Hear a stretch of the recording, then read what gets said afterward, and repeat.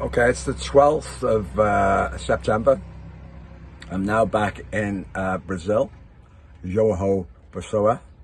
I arrived back on Tuesday the 9th after a long journey from the UK. I had a bit of a nightmare when I arrived at Euston Station. One of the trains was cancelled, then I had to redirect, and then when I arrived at Euston Station, the Underground was on strike. Typical. I then got a bus I had to wait for, and that was terminated halfway, so I gave up on it and just thought, sod it, I'll just walk. And I walked past Buckingham Palace down to Victoria Station and got on the fast train to Gatwick, and I stayed overnight and flew out, slightly delayed, from Gatwick to Lisbon, and I was able to catch my next flight to Recife, which is a long flight, and obviously when you're flying west you're making up time. So I was very fortunate. My taxi driver, Lucas, was there at the arrivals with a big beaming face on him. And I was so pleased to see him. Really lovely guy.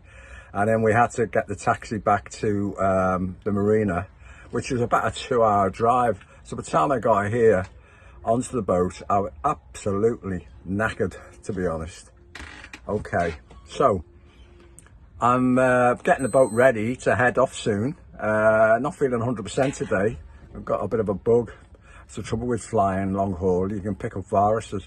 But anyway, my plan is to sail down to Salvador.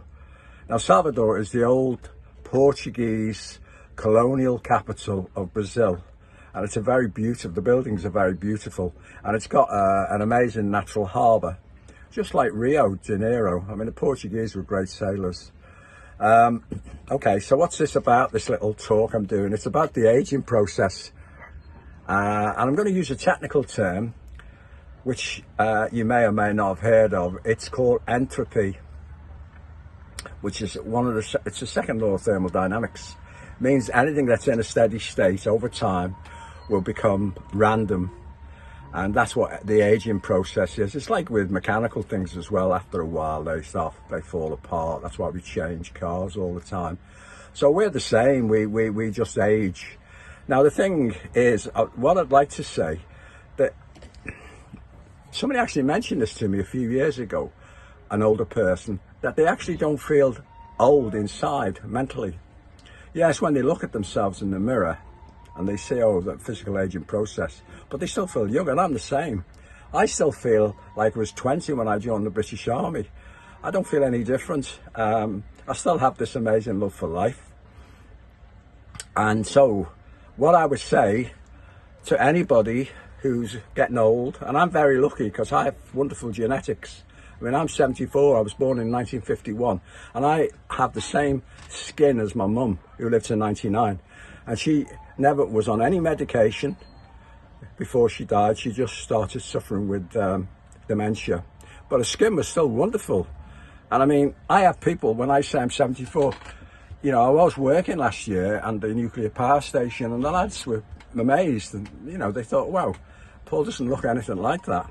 So I'm very lucky that way.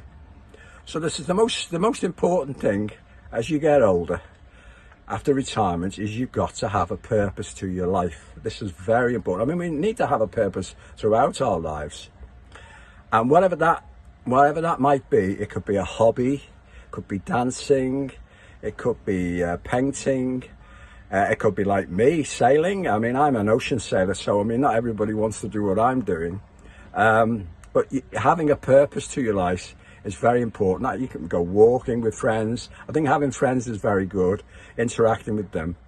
So that's what this is all about. It's about embracing life, even as you get more infirmed, and just fighting that you go on and give it your all. What I'm really saying is, it's a very, very special gift that we've had from the universe. Oh, okay, we could say it was from our mothers. But, you know, as far as I'm concerned, it's, you know, it's amazing. And I'm great because, as I say, I still feel young. I'm still able to recall information going back years ago, you know, because obviously you accrue an awful lot of memories over 74 years. And as I said, my sailing is a passion. Now, don't get me wrong.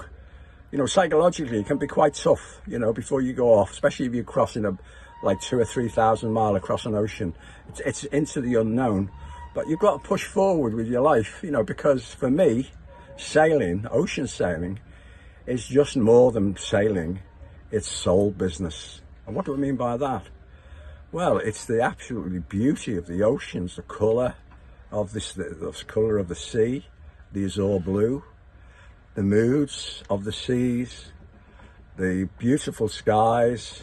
Yes, sometimes it can be leaden and grey, and the sunsets and sunrises, and also the moon, when that comes up and goes down, comes up in the east and goes down in the west. There's like a big torch on the surface. And the stars, when there isn't a moon, you can look up and see, sit in the cockpit and you look up and you're looking back in time, and there's no light pollution whatsoever. So, with age, just go out and enjoy your life and embrace it to the very end, till your last breath.